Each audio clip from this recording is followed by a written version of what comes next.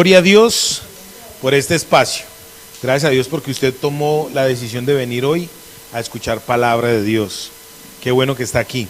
Hoy vamos a seguir entonces estudiando la Biblia, la palabra de Dios, en el tema que dejamos inconcluso hace 8 días. Hace 8 días estamos trabajando la segunda epístola del apóstol San Pedro. Podemos decir que es la epístola universal de San Pedro, porque está escrita pues para el que la quiera leer. En la salutación el apóstol Pedro no está diciendo que es para alguien o para un grupo de personas en específico, sino que es para todo el mundo, para el que la quiera leer. Bueno, muy bien. Lea, ahora por favor, si usted trajo Biblia, la abre en segunda epístola, segunda de Pedro, capítulo 1, vamos a leer del verso al 10. Los que no trajeron Biblia la vamos a leer ahí en la pantalla. En la pantalla, ¿ya lo tenemos ahí? Muy bien, gloria a Dios. Dice así: Simón Pedro, siervo y apóstol de Jesucristo, a los que habéis alcanzado fe igualmente preciosa con nosotros, en justicia de nuestro Dios y Salvador Jesucristo. Gracia y paz os sea multiplicada en el conocimiento de Dios y de nuestro Señor Jesús. Como todas las cosas que pertenecen a la vida y a la piedad, nos sean dadas de su divina potencia por el conocimiento de aquel que nos ha llamado por su gloria y virtud, por las cuales nos son dadas preciosas y grandísimas promesas, para que por ellas fueseis hechos participantes de la naturaleza divina, habiendo huido de la corrupción que está en el mundo por concupiscencia. Vosotros también, poniendo toda diligencia por esto mismo, mostrad en vuestra fe virtud, y en la virtud ciencia, y en la ciencia templanza, y en la templanza paciencia, y en la paciencia temor de Dios, y en el temor de Dios amor fraternal, y el amor fraternal caridad. Porque si en vosotros hay estas cosas y abundan, no os dejarán estar ociosos ni estériles en el conocimiento de nuestro Señor Jesucristo.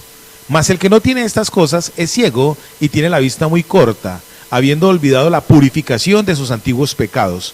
Por lo cual, hermanos, procurad tanto más de hacer firme vuestra vocación y elección, porque haciendo estas cosas no caeréis jamás. Palabra de Dios. Vamos a orar a Dios y vamos a entrar de una en materia. Este tema a mí me tiene apasionado, lo he estado leyendo, escuché el mensaje de hace 8 días, que es lo mismo, pues la misma base teológica, y me ha bendecido mucho mi vida, aún yo mismo escuchándome predicar, y me ha bendecido. Padre, te damos gracias en el nombre de Jesús. Gracias, Dios mío, por tu misericordia, por tu fidelidad, Dios de los cielos, porque hasta este momento tú nos has ayudado, nos has traído, Señor, con tu diestra de poder. Gracias por la vida de mis hermanos que están en este lugar. Gracias, Señor, por las personas que van a escuchar este mensaje. Yo te ruego que me des la capacidad de poder transmitir el mensaje de la palabra de una manera buena, práctica, entendible, Señor, sazonada con gusto, con unción de Dios, para que la semilla, cuando caiga en el corazón, en la tierra del corazón de mis amados hermanos y los oyentes, dé su fruto al 30, al 60 y al 100 por uno en Cristo, mi Señor y mi Salvador. Desata las mentes de las personas que van a escuchar este mensaje, para que tu presencia, Señor, llene, aborde el lugar que tiene que hacer, y tenga que cortar lo que tenga que cortar, y ministrar donde tenga que ministrar, en el nombre de Jesús. Amén. Muy bien, el tema que vamos a tratar lo hemos titulado características de un transformado. Características de un transformado. Esta congregación se llama transformación. Es una palabra, es con base en una palabra que nos dio Dios hace un par de años, a mi esposa y a mí. Pues Dios me habló. Yo le decía a mi esposa que yo quería abrir una iglesia, que yo quería abrir una obra, y Dios me dio la palabra, un rema. Me dijo en Romanos capítulo 12, versos 1 y 2, que hiciera eso. Y una vez estábamos en una iglesia por allá en San Cristóbal, y mi esposa no tenía mucha paz de que abriéramos iglesia, pero el pastor de esa iglesia nos dijo a nosotros que nosotros fuimos a colaborarle allá a esa iglesia, a este pastor, Y, y el pastor nos dijo, pastores, necesito que ustedes me hagan un favor.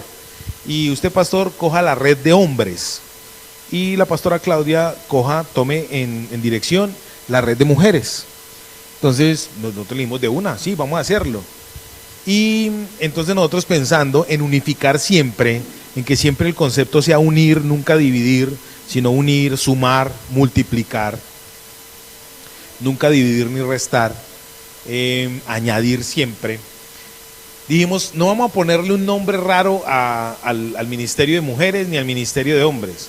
Ay, que mujeres de poder, que mujeres ungidas, que las Dorcas, y a los hombres, hombres de éxito, hombres de valor, hombres de jóvenes de éxito y prosperidad. No. Dimos, vamos a colocarle algo, un nombre que nos unifique, que nos identifique, tanto hombres como mujeres. Y entonces empezamos a desarrollar lo que Dios nos dio. Romanos capítulo 12, versos 1 y 2, donde dice, no os conforméis a la corriente de este siglo, sino renovaos por medio de la transformación de vuestro entendimiento. Entonces colocamos a la red de hombres y a la red de mujeres transformados. Y en la A, en la O, el arroba, para que se vean transformados y transformadas. Y empezamos a trabajar, pero resulta que por cosas no pudimos seguir colaborando en ese ministerio, pero ahí empezó a nacer transformación. Ahí empezó, entonces empezamos con unas hermosas mujeres en el Centro Comercial Mallorca, y ahí comenzó todo este proceso de transformación. ¿Por qué les estoy diciendo esto? Porque el tema que estamos abordando se llama características de un transformado. Y un transformado por parte de Dios o de parte de Dios es una persona que no se sigue ni se sujeta ni se ciñe a la corriente. Cuando hablamos de corriente estamos hablando de sistemas políticos, sistemas religiosos, sistemas culturales, en fin, todo tipo de sistemas. Hago un paréntesis para hablar de esto, y es que acá en Transformación, aprovechando el tema coyuntural político, en Transformación nunca ustedes van a ver a un político acá en el púlpito, nunca. A nosotros como pastores se nos acercan muchos, y sobre todo en este tiempo, los pastores somos los que más quieren los políticos, se toman foto con nosotros, nos aman, nos invitan a almorzar. No, eso es una cosa espectacular. Es más, por estos días yo me siento valioso, me siento importante, porque nos invitan a almorzar, me dicen, gordo, eres genial, pastor, ora por mí. En el resto de tiempo uno es orando por la gente, venga, yo oro por usted, que el Señor le ama. Pero por esta época todos aceptan al Señor, todos no hay ni uno, perdóname pues tu amigo, pero no hay ni uno que no acepte al Señor. Uno le dice a ellos, bueno, yo te apoyo para que hagamos proceso y tal, juntos, pero tú tienes que identificarte con nuestro Dios, el Dios vivo. Yo lo acepto, y hacen la decisión de fe y todo, aceptan a Jesús. Bueno, acá en Transformación nunca le vamos a dar el púlpito a un político, a una persona que no tenga a Jesucristo en su corazón y que utilice este lugar para bendecir al pueblo de Dios, para bendecir la obra de Dios, nunca. Entonces, acá no vamos a hablar de política. Yo a ustedes nunca les voy a decir, mira, vota por tal. No, cada quien es libre de votar por quien quiera. Su ideología política es de cada uno. Yo les puedo decir qué cualidades hay en un político que se ajusten a la Biblia. Hay cosas, mira, yo te voy a decir algo, hay cosas que a mí como pastor no me gustan de ciertos políticos, pero de entre los malos son los que más se ajustan a la palabra de Dios. Dios dice en su palabra que Él es el que pone y quita reyes. Entonces acá en Transformación está prohibido hablar el tema político, porque más fácil se nos ha ido gente de la iglesia por esos temas que porque nosotros les damos mal testimonio. Entonces aquí eso queda totalmente. Entonces cierro el paréntesis. Bueno, listo, muy bien. Características de un transformado. Esta congregación se llama Transformación porque Dios quiere hacer algo en usted y en mí. ¿Y qué es lo que Dios quiere hacer? Cambiar nuestra manera de pensar, transformar nuestra manera de vivir. que no nos ciñamos, que no nos ajustemos a las corrientes filosóficas. El mundo está enseñando que es bueno adulterar, que es bueno fornicar. De hecho, hay un problema, no sé si será verdad, pero hoy me llegó un mensaje, una publicidad de un tuit del alcalde de Medellín, no sé si será verdad, pero a mí me llegó con la cuenta oficial del hombre, diciendo que ellos están promoviendo la masturbación. Y de hecho hay una imagen muy sugestiva en esa promoción. Hay unas piernas abiertas ahí, como con candela, saliendo de la vagina de la mujer. Y dice, para el mal humor, hazte el amor. Y ellos promueven eso.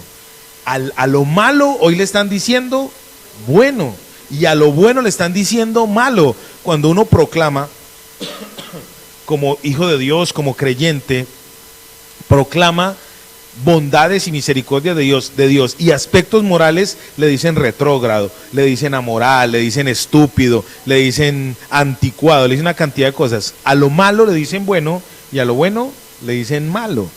Dios quiere que usted y yo entendamos que una verdadera transformación se da solamente cuando usted y yo tenemos un encuentro y una relación con Jesús. Y Él quiere darle a usted y me quiere dar a mí grandes y poderosas promesas. En la Biblia dice que Dios nos da a usted y a mí recompensas. Esto suena charro, lo que les voy a decir. Me quiero dar a entender porque no quiero que usted piense que yo le estoy diciendo que Dios lo recompensa por buscarlo. O sea, que Dios le va a pagar a usted por buscarlo. Yo no se lo voy a decir a usted que Dios le va a tirar la liga por buscarlo. Pero es algo similar. Dios, cuando lo llama a usted, cuando Dios lo busca a usted, cuando Dios lo encuentra, porque es Él en su eterno amor, por eso dice aquí en este texto, grandísimas promesas, grandísima salvación, esta gracia que nos ha dado Dios, se acerca a usted, Él le da a usted las recompensas, Él se las da. Es como si usted llegara a un banco a abrir una cuenta y le dijera, no señor, antes usted aquí tiene un depósito de 1.000 millones de pesos, puede gastárselo en lo que usted quiera, ¿cierto? Pero le dan unos parámetros para que usted se gaste esos 1.000 millones. Así hace Dios. Dios le da a usted las recompensas para que usted después aprenda a administrar esas recompensas en el ejercicio, para que aprenda a vivir como un buen cristiano. Yo como cristiano, Alexander Sierra como cristiano, siempre quise que alguien me hablara del evangelio o me aclarara cosas del evangelio. ¿Qué es el evangelio? ¿Para qué es el evangelio? ¿Qué fundamento tiene? ¿A dónde me quiere llevar? ¿Por qué debo ser evangélico? ¿Cierto? Yo siempre he querido eso, que me den respuestas claras, sencillas. Dios quiere hoy que usted entienda eso. ¿Por qué usted debe recibir estas recompensas y para qué son estas recompensas? ¿Están conmigo? Hoy yo quiero traer el complemento del mensaje de hace 8 días. Características de un transformado. Las características que usted y yo tenemos, si somos transformados por el poder de Dios, no son suyas, son de Dios, que Él se las da a usted para que usted las administre. Entonces, primer punto antes de entrar en materia, Dios, más que un Dios de religiones, es un Dios de ¿qué? De relaciones. Diga conmigo, Dios es un Dios de relaciones, no de religión, de relaciones. A Dios le interesa relacionarse. En el cuadro eterno, en el cuadro del tercer cielo, se ven a las 3 personas más maravillosas del universo teniendo una comunión perfecta entre sí, que son el Padre, que son el Hijo y son el Espíritu Santo. El uno no se siente mal porque al Hijo lo adoran. El Padre no va a decir, es que están adorando más a Jesucristo que a mí. Ojo, coco. El que adora a Jesucristo, dice la Biblia, el que ve a Jesús, ve al Padre. El que adora al Hijo, adora al Padre. De hecho, la adoración a Cristo y la adoración al Padre la da, la transmite, la ministra el Espíritu Santo de Dios. Él es el que enseña cómo adorar a Dios, cómo hacer para que nosotros nos podamos encontrar con Él. En ellos está la armonía perfecta y Él quiere que usted aprenda a tener esa armonía. Por eso Él le coloca a usted las virtudes, las recompensas que van a estar en el cielo, se las quiere dar a usted aquí desde ya, para que desde ya usted las disfrute. Solamente se pueden disfrutar cuando hay una relación con Jesucristo. Hoy hablaba con alguien acá en la iglesia y yo le decía, atendiendo una consejería, Yo le decía, mira, tú tienes que empezar a cambiar tu forma de pensar y de ver al Señor Jesucristo para que tu vida empiece a cambiar. Si tú quieres que las cosas se te empiecen a organizar en el área sentimental, en el área social y en reflejo en el área económica, empieza a buscar a Jesús. Empieza a tener una relación con Dios, no con una religión, porque una religión te va a alejar de Dios, pero la relación con Él te va a acercar. ¿Quién es el que te va a acercar a Cristo? El Espíritu Santo de Dios. Y esto es lo que queremos hacer acá en esta congregación. En Transformación queremos que usted tenga una relación viva, dinámica, biológica con Dios. Pero para poder tener una relación viva, dinámica, biológica con Dios, Él nos enseña a nosotros, los seres humanos, a tener una relación viva, dinámica, biológica. ¿Adivine con quién? Con otro ser humano. Con el próximo, dice en latín, con el prójimo. Porque si yo acepto al prójimo, si yo acepto a mi hermano, si yo le sirvo a la persona con la que yo estoy, si yo le sirvo a usted, hermano, en esta congregación, entonces voy a aprender a tener valor con Dios. Dios es muy práctico. Una de las formas en cómo Cristo se manifiesta en la Biblia es como maestro. Y una de las palabras maestro en griego es didáskalos, de lo didáctico, de ahí viene la palabra didáctico. Cristo se manifiesta de una manera ¿qué? Didáctica. Entonces Él quiere enseñarnos de una manera didáctica, como a niños, como a bebés. ¿Cuántos padres hay aquí? ¿Ustedes le han comprado a sus hijos o le han regalado a alguien a sus hijos ese jueguito didáctico del triangulito, el cuadrito y la bolita? ¿Cierto? Y ustedes no han visto que los niños empiezan, eso es de todos los niños, empiezan a buscar meter el triangulito en la bolita y no les da. ¿Y al niño qué le da? Al niño le da rabia, ¿sí o no? Eso es natural. Yo no he visto el primer niño que diga, oh, recorcholis, debo ensayar en otro lado. No, eso lo cogen, yo lo he visto, porque yo me imagino el desespero que les da aquí en el estómago y empiezan a buscar ahí y lo tiran, pero después vuelven a intentarlo. Cristo se manifiesta didácalo, didácticamente. Entonces la dinámica didáctica de Dios es ¿con quién? Con otro ser humano. No, en la Biblia dice en el libro de los Proverbios capítulo 18, hierro con hierro se aguza, se pule, y el rostro del hermano con el rostro del hermano. Mira, hay hermanos que yo los veo venir y digo, Dios de los cielos, ayúdenme. Hay unos que yo los amo eternamente, y hay otros que digo, Señor, ayúdeme a amarlo como usted lo ama. Señor, yo a este lo amo con el mínimo porque hay que amarlo. ¿O a usted no le ha pasado eso? ¿Cierto? Porque Dios quiere que usted y yo entendamos que nos tenemos que relacionar para podernos acercar a Él. ¿Estamos claros en eso? Ojalá recordemos esto. Les voy a recapitular. La epístola de San Pedro es la epístola de la memoria. Y hay varias formas en griego de cómo Dios habla en memoria. Habla de memoria de lo que sabemos, habla de memoria de recordar lo que sabemos, recordar lo que no nos gusta recordar y recordar lo que va a pasar. En esta epístola se manifiestan esos tres elementos. Primero, recordar lo que sabemos. Eso, que parezca fiesta. Recordar lo que sabemos. ¿Usted sabe que es salva, amada hermana? ¿Sí? ¿Usted sabe que es salvo, hermano? ¿Usted sabe que es salvo? ¿Sí? ¿Usted sabe que es salvo? No, entonces hay que empezar a recordar eso. ¿Usted sabe que es salva? Entonces hay que recordar lo que ya sabemos. A veces lo pasamos ¿usted sabe que es salva? A veces lo pasa, es tan cotidiano para nosotros, es tan del paisaje que se nos olvida, porque es muy del paisaje.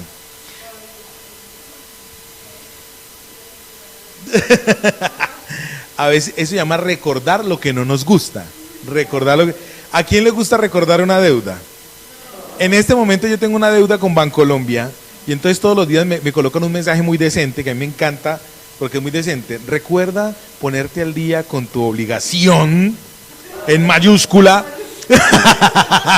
Recuerda ponerte al día en tu obligación para que puedas evitarte inconvenientes y no sé qué, y no sé qué, y no sé qué. Hay cosas que no nos gusta recordar, ¿sí o no? ¿A quién le gusta recordar al diablo? A nadie, pero hay que recordarlo. ¿A quién le gusta recordar un problema que tuvo hace 2 años? A nadie. Pero si usted no lo recuerda, lo vuelve a cometer, ¿sí o no? y hay recordación futura. ¿Para dónde va usted, amada Nanis? Hablando espiritualmente. Para el cielo, gloria a Dios, la vida eterna. ¿Para dónde va la hermana Nora? Sí, bueno. ¿Para dónde va el hermano Néstor? Para la eternidad, ¿sí o no? Eso hay que recordarlo. ¿Están conmigo? Bueno, entonces el apóstol Pedro se hace pasar para recordar, en el verso 1, se hace llamar Simón Pedro. Y hay una coma ahí, quiere decir que eso es una idea.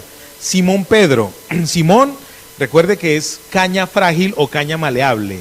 Dios quiere que usted deje de ser un Simón, que es su naturaleza, lo maleable, lo dominable, lo manejable, lo amoldable según las circunstancias, y se convierta en un Pedro, en una piedra, en una roca, algo firme. Recuerden que hace 8 días yo decía que según Dios una roca es un amén, es un firme, es algo que cuando Dios habla es un amén, porque es algo que lo asienta, que lo afirma. Pedro vivió todo un proceso de formación con Jesucristo. Hubo 3 años y medio en la vida de Pedro que estuvo con el mejor profesor de teología. Estuvo con el hombre que más capacidad intelectual tenía sobre la faz de la tierra, el creador de la tierra. 3 años y medio en los cuales él estuvo con el creador de la tierra, acá en la tierra. 3 años y medio en las cuales Pedro, el apóstol Pedro, tuvo que pagar impuestos, y el Dios eterno manifestado en carne, Jesucristo, le dio para pagar los impuestos. Él transformó su manera de pensar. Después de que al Señor Jesucristo lo crucificaron, padeció su pasión, ¿qué hizo Pedro? ¿Qué saltó? ¿Qué saltó en él? Su naturaleza humana. Lo negó. Acuérdense que Pedro negó al Señor.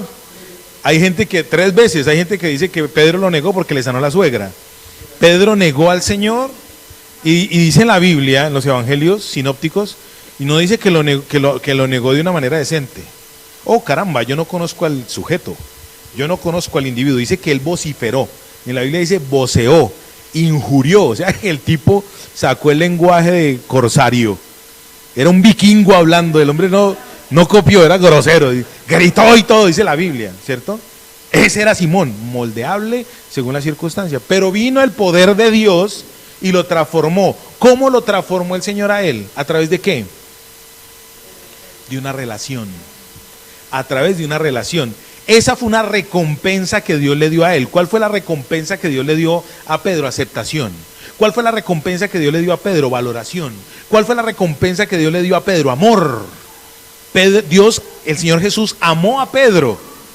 Hay gente que dice que el apóstol amado fue Juan. Mi tesis, la tesis de Alexander Sierra por la Biblia, es que fue Pedro. Si ustedes miran los evangelios, al único que el Señor Jesucristo estuvo interesado en mirar y en que se le dijera que él había resucitado, fue a Pedro. Cuando las mujeres, las Marías, fueron en la madrugada del primer día a buscar al Señor al sepulcro, que el Señor se manifestó, él se interesó en que le dijeran a Pedro, dígale a Cefas que el Señor ha resucitado. Él estaba muy interesado ¿en quién? En Pedro, en Simón Pedro, en Cefas.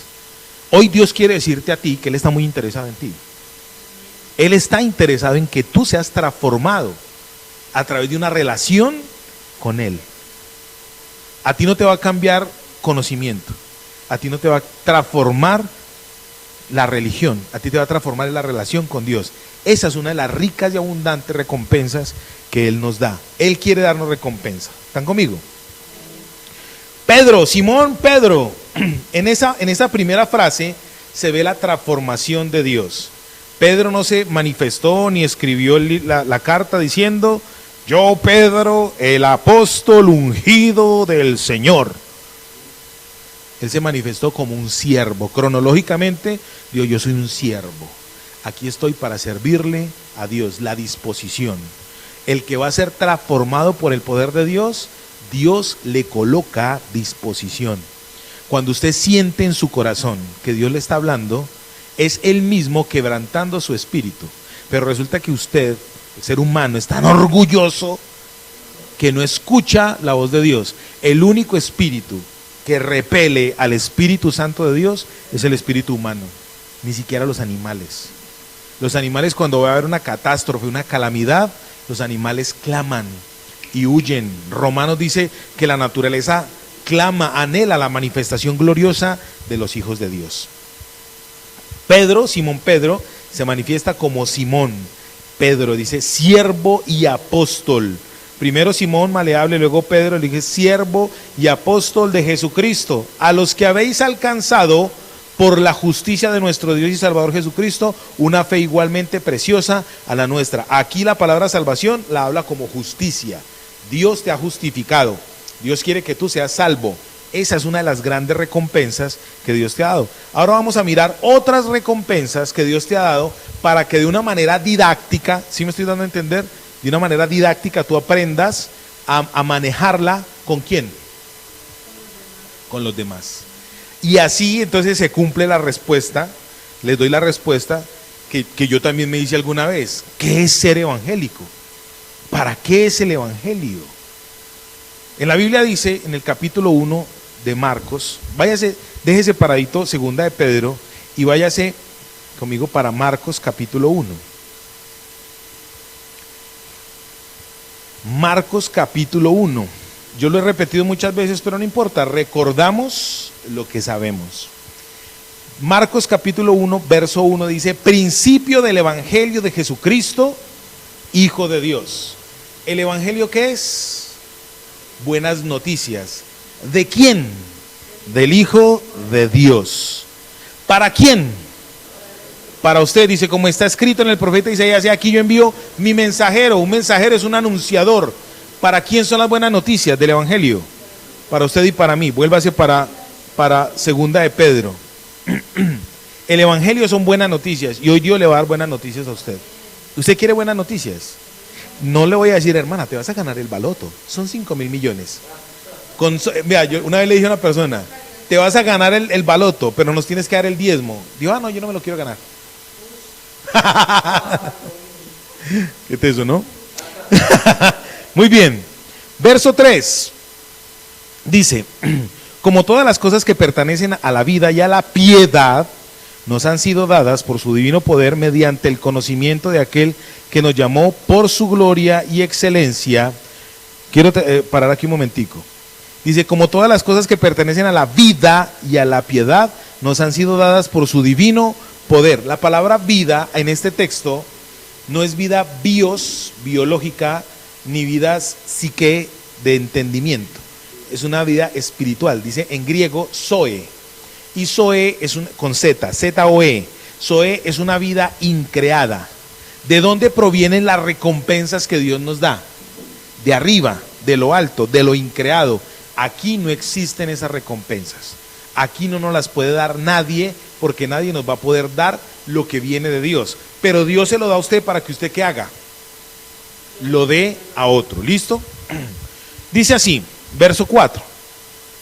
Por medio de las cuales nos ha dado preciosas y grandísimas promesas, para que por ellas llegaseis a ser participantes de la naturaleza divina, habiendo huido de la corrupción que hay en el mundo a causa de la concupiscencia. Dios quiere que tú y yo entendamos que la naturaleza divina nos ha sido dada para que nosotros, a través de la naturaleza divina, huyamos, no nos confundamos, no seamos partícipes de la naturaleza que se corroe, de lo que está acá en la tierra. ¿Están conmigo? Dice en el verso 5, vosotros también, poniendo toda diligencia, por esto mismo, añadida a vuestra fe, virtud. Entonces vamos a mirar características de la persona que es transformada. En el verso 5 comienza diciendo, vosotros también poniendo toda diligencia, a la fe hay que añadirle virtud. Entonces la primera característica de una persona que es transformada, ¿qué es? Diligencia. Estas palabras son de las que son muy fáciles de interpretar. Diligencia es la capacidad de no posponer, de no postergar. Postergar, dejar que para mañana, dejar que eso es malo. Dice la Biblia que el postergar es pecar. Eso se llama omisión. Cuando omito, cuando no hago, ya estoy pecando. Falta de diligencia. Así que si usted de pronto maneja eso, ojo con eso, porque quiere decir que usted no ha sido transformado. Con esto no quiero decir, pues, entonces, que les voy a traer un mensaje de condenación. Todo lo contrario, Dios quiere traerle a usted estas características para que usted, ¿qué haga? Las use. Esas recompensas sean dadas para usted. Diligente, mira, hay gente que es muy diligente en el área laboral, pero en el área espiritual, muy poco. Y ojo con esto, si usted es diligente en el área espiritual, el área material se va a reflejar más rápido, porque en la Biblia dice, buscad primeramente el reino de Dios y su justicia, y todas las demás cosas van a venir por añadidura. Pero nosotros somos diligentes en escuchar música, somos diligentes, pero no cristiana, no cosas que exalten a Dios. ¿Sabe por qué? Porque nos hace falta relación con Él. Cuando yo me relaciono con Jesús, Él va a suplir en mí las necesidades que yo tengo.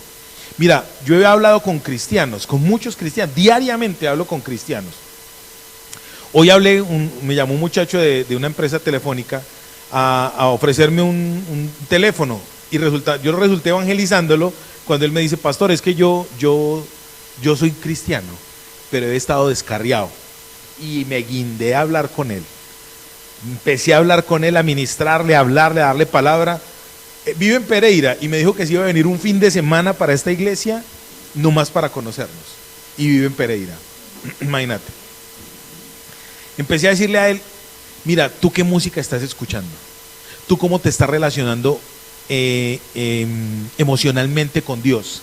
Entonces cuando yo empecé a decirle eso, le dije, usted no ha sido diligente en buscar las cosas de Dios. ¿Por qué la gente no busca aquí en transformación? Porque hay gente que todavía no se acercan de una manera consistente a Dios, porque le están dando más diligencia a las cosas del mundo que a las cosas de Dios, que a la eternidad. Amén. Cuando Dios dice aquí que debemos ser diligentes, es una característica que Él da. Yo soy el que tengo que empezar a tomarla y usarla. Es un regalo, una recompensa que Dios me da. Ojo con esto. Ustedes, los que son padres, ustedes ven que usted a un hijo no le tiene que enseñar a hacer lo malo. Él solito hace lo malo. Yo he hecho el ejercicio con bebecitos, niños de 2, 3 añitos. Les coloco un confite, una cosa, y el niño mira a ver quién lo está mirando. ¿Qué de malo hay que lo coja? Pero el niño ya tiene la que encima, la malicia. En la Biblia dice, la necedad va atada al corazón del muchacho. Desde el inicio el muchachito sabe que está haciendo algo malo. ¿Sí o no? Eso está en la naturaleza humana. Nosotros los seres humanos nos toca aprender lo bueno. Dios quiere colocar eso en nosotros como una recompensa, una característica buena. Él te está viendo a ti como si ya tú lo fueras, como si ya tú fueras muy diligente. Según la Biblia, Dios veía a Job como un hombre recto, puro, temeroso de Dios y apartado del mal. Así lo veía Dios. Así se lo presentó a Satanás. ¿No has visto a mi siervo Job? No hay otro como él en la tierra. Recto, puro, temeroso de Dios, apartado del mal. ¿Ah? Pero porque él quería mostrar que así era que él lo veía. ¿Sí me doy a entender? Número 2, características de un transformado. En el mismo verso 5 dice, vosotros también poniendo toda diligencia por esto mismo, añadid a vuestra fe virtud. Antes de virtud está ¿qué? Fe. Si diligentemente usted y yo practicamos la fe con diligencia, no la dejamos postergar, no la posponemos, no vaya a ser como hice yo hace 20 años. Hace 20 años yo les he contado la anécdota, 22 años, de que yo dije, voy a empezar a orar mañana. Día que comienzan a la dieta las mujeres, mañana. Yo voy a empezar a orar mañana. Mañana me levanto, Espíritu Santo de Dios, a las 5. Y a las 5 de la mañana me levantó el Señor al otro día y dije, otros 10 minuticos. A los 10 minuticos dije, a las 5:30. A las 5:30 dije, ya no me levanté, a las 6. Y ese día no oré. Señor, perdóneme, mañana sí. Eso fue un martes. Así me la pasé toda la semana y el viernes le dije al Señor, ¿sabe qué, Señor? El lunes comienzo. No fui diligente en mi fe. ¿Qué es fe? Fe en griego es pistis y significa persuasión. El que nos persuade a usted y a mí es Dios. Él es el que nos muestra. Mira, ¿por qué a veces no nos llega el empleo? porque a veces no nos llega el milagro que estamos esperando, ¿cierto? Porque no nos estamos dejando persuadir de Dios, sino de las circunstancias. Empieza uno con desespero, me perdonas que te coloque como ejemplo, ¿no? Empieza uno con desespero, y cuando usted se desespera, Dios no opera. Cuando usted no... Entonces, una hermana, la hermana Yarianis, Nanis, nuestra amada Nanis, es ingeniera ambiental.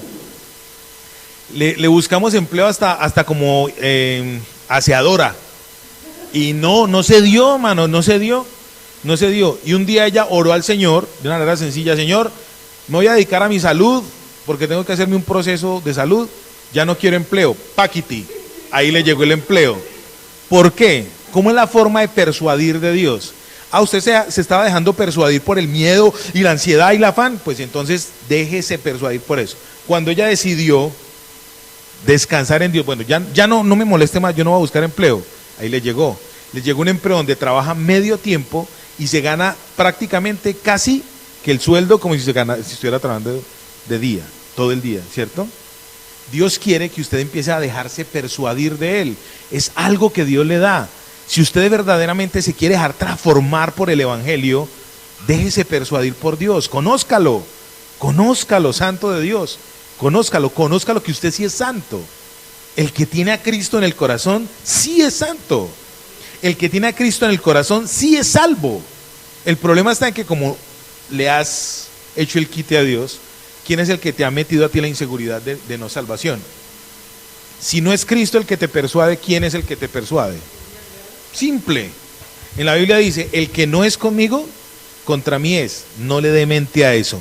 Si Dios dijo eso, si Dios dijo, el que no es conmigo, contra mí es sencillo. Si no está de parte de Dios, está contra Dios.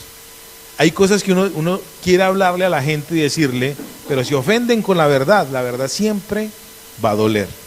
Muy bien. Fe entonces es dejarse persuadir de parte de Dios. Y Dios es bueno. Dios nos persuade ¿cómo? Con amor, ¿sí o no? Listo. Ahora a esa persuasión, a esa fe, dice ahí: a tu fe añádele virtud.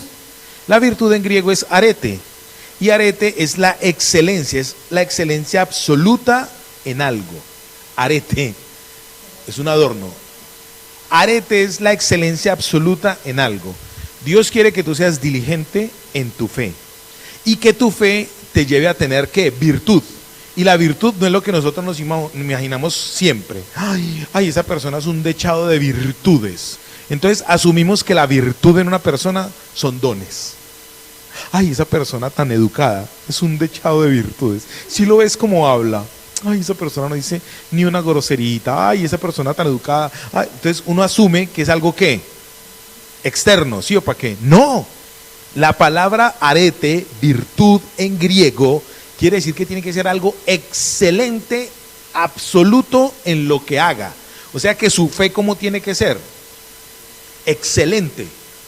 Y excelente es algo que va más allá de lo normal. ¿Qué diferencia hay entre lo ordinario y lo extraordinario? Vale participar. ¿Qué diferencia hay? ¿Qué diferencia hay entre lo ordinario y extraordinario? Muy bien. ¿Alguien más quiere participar? Ella lo dijo todo. Yo les voy a decir mi apreciación. Entre lo ordinario y lo extraordinario, la diferencia está en lo extra.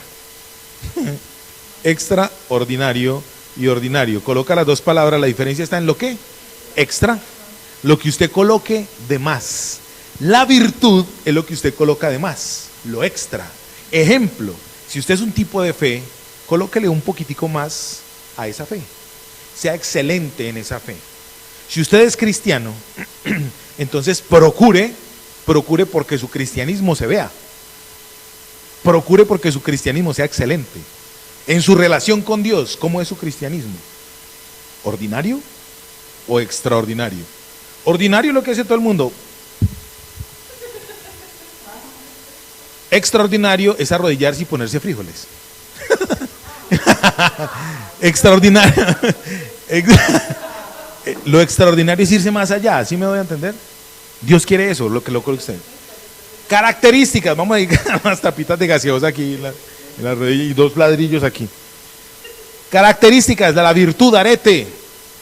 En el mismo verso 5 dice, a la virtud añádale conocimiento. Conocimiento, mira, hace el sábado tuvimos una experiencia con mi esposa acá en la iglesia. Llegó alguien a evangelizarnos acá a la iglesia. Una persona de una corriente teológica, de una corriente doctrinal diferente. Vino y empezó a pelear con nosotros. A pelear es a pelear, no nos dejaba hablar ni nada. A lo último pues, me tocó matarla. Allí la tengo guardada para poderla sacar en estos días en una bolsa, con la motosierra. Empezó a pelear, a discutir con nosotros acerca de doctrina, ¿cierto? Y la pelada, esta muchacha, no tenía conocimiento de Dios, tenía conocimiento o información de un Dios. Pero aquí en este verso 5 dice, la persona que es transformada, que tiene características de ser transformado, tiene que tener ¿qué? Conocimiento. La palabra conocimiento en griego es gnosis. Es diferente al gnosticismo. El gnosticismo es la cualidad o el concepto que hay por ahí de buscar a Dios a través del conocimiento, ¿cierto? Dios a través del conocimiento. Dios no es solamente conocimiento, Dios es relación. ¿Dios es qué? Relación. Y para relacionarme con Dios, ¿qué necesito? Lo primero, fe. Fe es lo primero que necesito. Por eso él dice, sea diligente en la fe. Cuando usted es diligente en la fe y a la fe le suma virtud, o sea, excelencia, usted va un paso más allá de lo que va cualquier otra persona. Esta persona que vino a evangelizarnos se llevó un fiasco, porque imagínate, se encontró con 2 teólogos acá, entonces le fue mal, se fue en volqueta, pero Dios nos dijo, evangelícela. Le hablamos, a ella no le gustó lo que le dijimos, pero se fue con algo en su corazón, una semilla en su corazón. Ella se fue con algo en su corazón, le dijimos, mira, tu concepto religioso no está fundamentado sobre la Biblia, entonces se va a caer fácil, porque cuando venga una tempestad, cuando venga un río, cuando venga una tormenta, se va a desmoronar. En la Biblia dice, ¿qué hombre siendo sabio, inteligente, no construye su casa sobre la roca y no sobre la arena? Pedro, ¿sobre qué construyó su concepto? Sobre la roca. El Señor le dijo a Pedro, capítulo 16 de Mateo, le dijo, ya no será más tu nombre Cefas, sino que será tu nombre Petros, piedra. En el capítulo 16 de Mateo, por eso hay una iglesia tradicional católico romana que dice que Pedro fue el primer papa. No, eso es un error. Cuando el Señor le dijo a Pedro que sobre esa afirmación, a ti te daré las llaves del cielo y sobre ti serán puestas la iglesia, es porque Pedro dijo que tú eres el Cristo, el Hijo del Dios viviente. Sobre esa afirmación es que se iba a construir la iglesia. ¿Están conmigo? Bueno, muy bien. ¿Sí me estoy dando a entender? Bueno, ¿están aburridos? Ya va a terminar de todas maneras. ¿Ah? ¿De qué se necesita? Listo. A la fe hay que añadirle virtud, a la virtud, conocimiento. Conocimiento aquí está en griego, es gnosis. El conocimiento, gnosis es conocimiento absoluto o intuitivo de quién es la persona de Dios. No es cualquier conocimiento, por eso aquí habla de gnosis. El conocimiento absoluto o intuitivo de quién es la persona de Dios. Para yo poder conocer a Jesucristo, ¿lo tengo que conocer en persona? Hay que tener primero que todo fe. Cuando yo soy diligente en la fe y a esa fe le coloco excelencia, entonces el conocimiento va a ser más fácil, porque entonces el que me está dando el conocimiento se me va a mostrar. Cristo, ¿cómo se nos manifiesta? Mira, yo no he tenido la experiencia que han tenido otros hombres o mujeres de Dios, que lo han visto físicamente. Yo creo en eso. Yo creo en que Cristo se ha manifestado físicamente a muchas personas. Yo lo creo, porque yo soy un hombre de fe y yo sé que Jesucristo está vivo. Pero la vida de Jesús, la vida zoe de Jesús no se limita ni a lo psicológico ni a lo biológico. La vida de Jesucristo es absoluta en toda la tierra, en todo el universo. Colosenses, dime.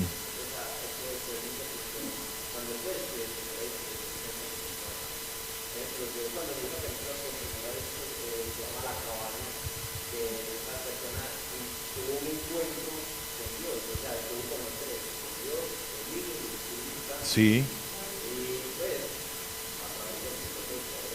Con su hija y todo. el fundamento del perdón que hubo ahí.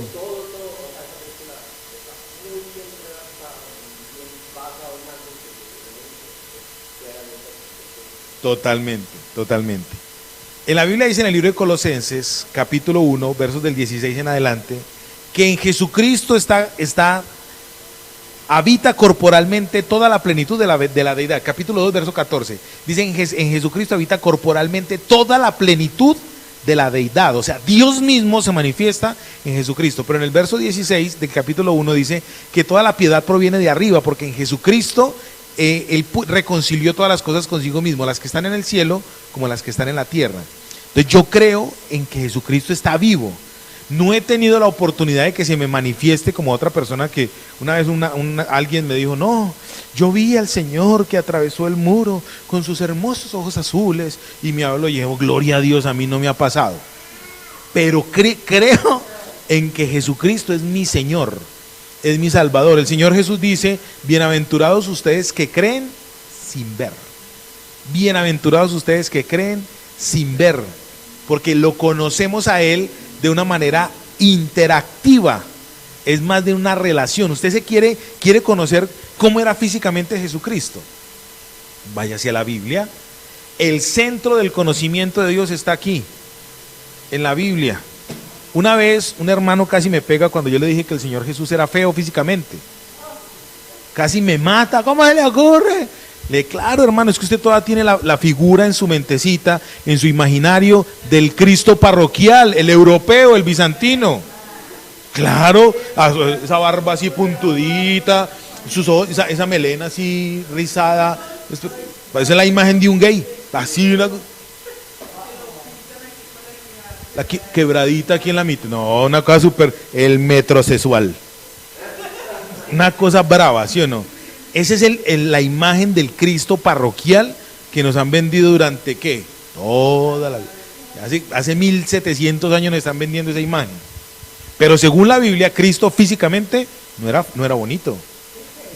Sí, señora, físicamente. Bueno, hasta allá no lleguemos con esas hermanas. Hermana, arrepiéntase de lo que estáis.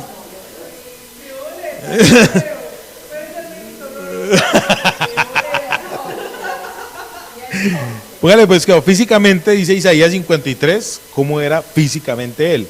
No solamente como quedó después de la crucifixión, sino como era antes de la crucifixión. Aparte de eso, él era judío. Entonces imagínense un judío. Un judío no es como un europeo. Un árabe, haga de cuenta un judío, así es. Hay unos árabes que son bueno, listo.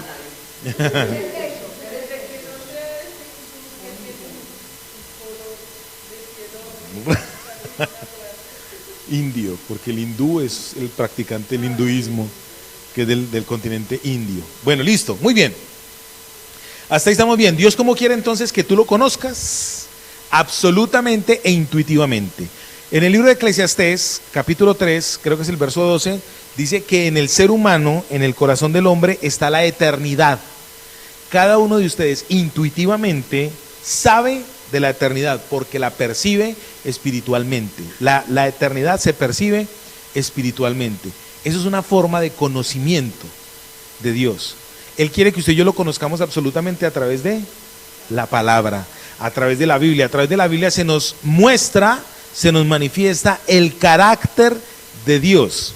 Si usted le pregunta a alguien, póngale pues cuidado. Si usted le pregunta a Norita, ¿y cómo es Néstor? Entonces Norita va a decir, Néstor es un espaguetudo. ¿Cómo es que tú dices? Porque empieza a mirar primero lo que ve, un suspirudo. Tiene más carne un bombombún. Entonces lo ve como primariamente, ¿sí o no? Pero si tú preguntas, ¿y cómo es Jesús? Entonces, ¿cuál es lo primero que se le va a venir a usted a la mente? El zarco, el mono, Chucho. Buena pa' Chucho. ¿Sí o no? Pero si tú preguntas, ¿cómo es el carácter de... Eso es un conocimiento externo. ¿Cómo es el carácter de Néstor? ¿Tú lo puedes identificar? No, ¿cierto? ¿Tú puedes identificar el carácter de Néstor? No. ¿Por qué? porque ha habido poca relación. Entonces, cuando yo me relaciono con Dios a través de su palabra, voy a empezar a conocerlo diferente. Una vez alguien me dijo, es que el Dios en el que usted cree es un magnicida. En una noche mató 185,000 seres humanos bondadosos. Y yo, bondadosos 185,000 personas que su deporte favorito era violar niños, no eran tan bondadosos. Esos moabitas no eran tan ilustres. Cuando usted aprende a conocer el carácter de Dios a través de la Biblia, entonces va a entender la bondad de Dios. Y va a entender que la muerte no es cesar de existir. La muerte es un proceso, un salto, o para la vida eterna, o para la muerte eterna, ¿cierto? Esa es la muerte, es un salto, no es cesar de existir. ¿Por qué nosotros los cristianos peleamos tanto con los hermanos? ¿Quieren que les diga por qué? Dice la Biblia, ¿por qué hay entre vosotros celos, contiendas, que ni aún en el mundo se escucha? Muy teso que Dios le diga a uno eso. Que a nosotros los cristianos nos hace falta amor los unos para con los otros. Muy teso. ¿Sabe por qué dice la Biblia? ¿Por qué ardéis de envidia cuando otro prospera? ¿Por qué? La respuesta está aquí. Porque no hemos sido transformados, no hemos recibido lo que ya el Señor nos ha dado. No hemos sido diligentes con la fe que Él nos ha dado. No nos hemos dejado persuadir por el amor de Dios. A esa persuasión y a esa diligencia no le hemos añadido la excelencia en todas las cosas. Somos una horda de mediocres y así queremos que Dios se manifieste. Por su misericordia, Dios lo hace con nosotros. ¿Sí o no? Cuando usted y yo empezamos a conocer a Dios, no solamente con información intelectual, sino intuitivamente, o sea, en relación lo podemos identificar. Podemos identificar el mover de Dios. Yo he visto el mover de Dios en personas físicas. Y digo, esta persona tiene el Espíritu Santo. Y su carácter aparentemente, es más, una vez yo conocí a un señor que la mirada más bonita de él era así. Él no miraba, sino que sospechaba. Pero ese tipo tenía un corazón. Ese tipo se hacía romper por un alma, por un alma. Ese tipo fue el que me enseñó a mí a ir a evangelizar a los indigentes. Ese tipo se hacía romper por la gente. Era un profeta, ese tipo era un profeta bravo. Él te miraba a ti y Dios lo usaba para descubrir tu corazón. Ese tipo con la sola mirada lo azaraba a uno. Lo miraba uno así y uno decía, Dios mío, yo me arrepiento. Hay que conocer a Dios de una manera física, intelectual, pero también intuitiva. Que usted sepa. ¿Sí me va a entender, santos de Dios? Vamos a volver a quedar en lo mismo, pero no importa. A ese conocimiento, Dios quiere que usted le añada otra cosa. Dios quiere que usted a ese conocimiento le añada dominio propio. ¿Qué es el dominio propio? En griego, la palabra para dominio propio es enkrateia. Enkrateia, con K. Y enkrateia es soportar. Soportar. Imagínate la figura de una persona cargando 3 bultos de cemento. Una penitencia. ¿Cierto? No lo vamos a poner con una persona, con 3 bultos de cemento. Imagínate esa persona que te fastidia. De esas personas que uno dice, ay Señor, qué rico que usted la ilumine o la elimine. ¿Cierto? ¿Usted quiere que alguien sea eliminado? Tráigalo y lo matamos. Tenemos un lote allí para desaparecer al que sea. Póngale pues cuidado. Hay gente que usted dice, qué rico eliminarlo, ¿sí o no? La Biblia dice, a esa virtud, a esa fe, a esa diligencia, a ese conocimiento, añádale paciencia. Y dominio propio. El dominio propio es la capacidad de dominar las emociones. Ustedes han visto los debates entre políticos. Es lo único que a mí me gusta de ellos. Que se insultan así. Tú eres un hijo de tu mala madre, nacido por mala parte, criado de mala manera. Lo peor, eres un hecho de mala gana. Así. ¿Están dominando qué? Lo que están sintiendo. ¿Por qué en este momento de política aún los cristianos nos salimos de la ropa y resultamos peleando? Tu madre, la tuya, y por un político. Porque no hay qué, en karateya, no hay dominio propio, no dominamos las emociones. Norita, tú dijiste hipocresía. Dominar las emociones no es hipocresía, no es aparentar. Dominar es dominar. O sea, si estoy enojado, enfadado, es capaz de decirle al enojo, no puede dominar mi vida. Al apóstol Pedro le pasó eso. Él vivió lo que fue el dominio propio y vivió lo que era no dominarse, dominar sus emociones. Vuelvo a citarlo. Cuando el Señor Jesucristo fue apresado, la noche que fue apresado, Pedro tenía que en su cinturón un machete. Era un discípulo docilito. Si a mí un cristiano me dice que anda con machete, yo dudo de su cristiandad. Sí, sí. Hay un padre en YouTube que se llama el Padre Pistolas. Y el man dice que tiene una Colt 45 y anda con la pistola. Yo lo mostré a algunos de ustedes. Así se llama en YouTube, el Padre Pistolas. Anda con una Colt 45. Yo, un cristiano que me ande armado, yo dudo de su cristiandad. El apóstol Pedro, dice el relato bíblico, que cuando al Señor lo fueron a apresar, ¿él qué sacó? Sacó el machete y no lo sacó para mostrarlo. Él no sacó la rula, para echarle chispas. Él la sacó no para mostrarla. El man la sacó y le mandó el machetazo al man. Ese machetazo, hágale tranquila, mija. Ese machetazo yo no creo que iba para la oreja. Ya María chismosos. Ese machetazo no iba para la oreja. ¿Cómo sería de afiladito el machetazo que le zumbó, se la rebanó? ¡Sin! Le preguntaron a Pedro, ¿usted cómo se llama? Me llamo Joaquín. Le mandó el machetazo. ¡Joaquín! ¿Usted sabe por qué la mayoría de judíos se llaman Isaac? Porque a los 8 días de nacidos llega el rabino Isaac. Listo, muy bien, deje la recochita pues. Dominio propio. Él vivió esa situación de no dominar sus emociones.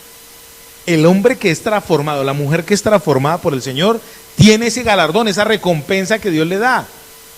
Que domine sus emociones. Al dominar sus emociones va a dominar su genitalidad. Al dominar difícil, gracias a Dios, no es por nuestra propia fuerza. Porque aquí dice, en la Biblia dice, gracia y paz sean multiplicadas en el conocimiento de Dios y nuestro Señor Jesucristo. Porque esa justicia proviene ¿de dónde? De arriba. Gracias a Dios, no es por... Hombre, si fuera por nuestra propia justicia, a todos los matábamos. Yo tengo un lote allí donde estoy desapareciendo un poco de gente. Muy bien. A ese dominio propio, a esa encarateya, dice aquí en el verso 6, a ese dominio propio hay que añadirle paciencia. La paciencia es la capacidad de resistir. La capacidad de resistir. Pero esta resistencia, según la Biblia, no es una resistencia... No, es una resistencia alegre. Por eso cuando usted ore, ay Señor, dame paciencia, pida lo contrario, pida paz. No le diga, Señor, deme paciencia, porque ¿qué va a hacer Dios? Listo, ¿quiere paciencia? Ahí le mando tropeles, problemas, angustias, para que aprenda ¿qué? A resistir. Y solamente hasta que usted aprende a resistir, contento, es que Dios lo va a soltar. Porque el que es transformado es capaz de resistir con alegría. Eso es duro, ¿sí o no? ¿Quién resistió con alegría? El Señor Jesús, en el libro de Hebreos, capítulo 12, cuando habla de la fe, puesto los ojos en Jesús, autor y consumador de la fe, lo voy a leer, ese texto a mí me encanta. Hebreos capítulo 12, verso 3. Hebreos capítulo 12, ya. Hebreos capítulo, espero que me perdí esta Biblia como que no tiene Hebreos.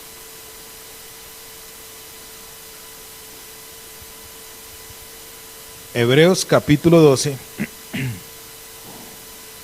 está ahí detrás de Pedro. Hebreos capítulo 12, verso 3. Puesto los ojos en Jesús, el autor y consumador de la fe, el cual, ojo con esto, el cual por el gozo puesto delante de él, sufrió y menospreció, puesto los ojos en Jesús, el autor y consumador de la fe, el cual por el gozo puesto delante de él, sufrió la cruz, menospreciando el oprobio, y se sentó a la diestra del trono de Dios. ¿Qué hizo Cristo? Consumador de la fe. Dice, él puso el gozo delante de ¿qué? Sufrió. Sufrir, la palabra sufrir es derivado de paciencia, de resistir. ¿Y cómo resistió el Señor? Dice aquí, con gozo. Puso el gozo delante de él para sufrir, para soportar ¿qué? La cruz, caminar el Vía Crucis, que este señor Francisco dice que fue el fracaso más grande de Dios y fue la victoria más grande de Dios, porque a través de ese Vía Crucis cargó sus pecados, cargó mis pecados, cargó sus iniquidades, mis iniquidades, aún las de ese mismo Señor, y triunfó sobre ellas en la cruz del Calvario, exhibiéndolas públicamente. La falta de fe que usted tiene, la falta de paciencia que usted tiene, la falta de virtud que usted tiene, la falta de conocimiento que usted tiene, Cristo la sufrió en la cruz del Calvario, para que usted la tuviera, para que esa recompensa la tuviera usted y la tuviera yo.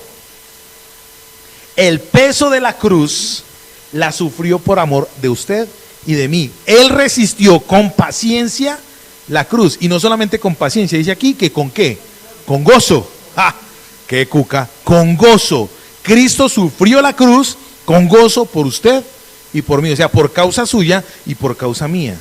Usted hoy es responsable delante de Dios, después de escuchar esto, que usted tiene una responsabilidad con Dios, de recibir estas características, porque esto se lo da Dios, se lo imputa a Dios a alguien que Él le quitó el pecado. El problema es que usted y yo preferimos seguir cargando el pecado que cargando la cruz.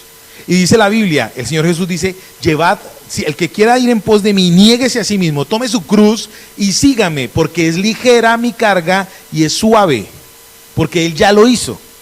Cristo ya lo hizo, Él ya cargó su culpa y mi culpa en la cruz del Calvario, Él ya lo hizo. Entonces tomarla es fácil, porque Él ya lo hizo. Por eso usted y yo menospreciamos la obra de la cruz, porque es fácil. Y nos encanta cuando llega alguien a decirnos, no, es que usted está pagando eso, esa enfermedad, esa falta de empleo, eso es una maldición que le viene a usted de otra vida, y somos felices recibiendo eso. Somos felices cuando nos dicen, ay, es que si usted quiere que le vaya bien, váyase para la casa y coja 2 cirios. ¿Saben qué son cirios? Unas velas blancas, ¿sí? Llévese para la casa, sí, son grandes, unas velones así, llévese para la casa esos 2 cirios. Para quemarlos, para prenderle las velitas al Señor. Un sirio le dijo a otro sirio, ay, no seas tan sirio.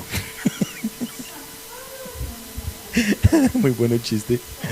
Dios quiere que usted deje de creer en. Nosotros somos felices cuando nos dicen, venga acá a la iglesia, que en la iglesia le vamos a vender la rosa mística azul, porque la rosa blanca es de la guadalupana. Nosotros le vamos a vender la azul, que es el del color del cielo, vale $10, y la gente cree en esas bobadas y lo compran. Deme 4 que necesito llevarle una a mi mamá y a mi suegra.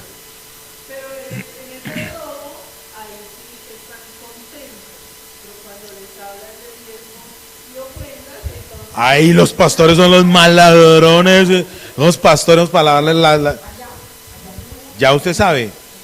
Dominio propio. La gente es feliz dándolos. Yo aquí debería poner una venta de aceite ungido.